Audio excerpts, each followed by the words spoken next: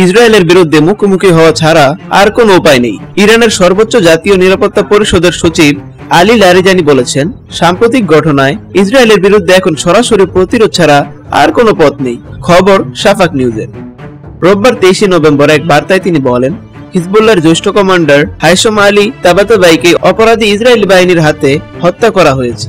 লেবাননের কর্মকর্তারা জানিয়েছেন, 23 নভেম্বর লেবাননের দক্ষিণাঞ্চল হারেত হরেইকে একটি অ্যাপার্টমেন্টে ইসরায়েলি বিমান হামলায় তাবাতাবাই সহ আরো কয়েকজন নিহত হন।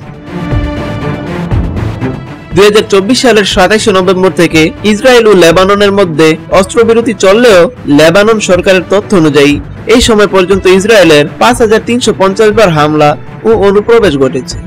এর মধ্যে 169টি সমুদ্র, 2189টি স্থল এবং 2983টি আকাশপথে। লেবাননের হিসাবে এ সময় 331 জন নিহত ও 945 জন আহত হয়েছে।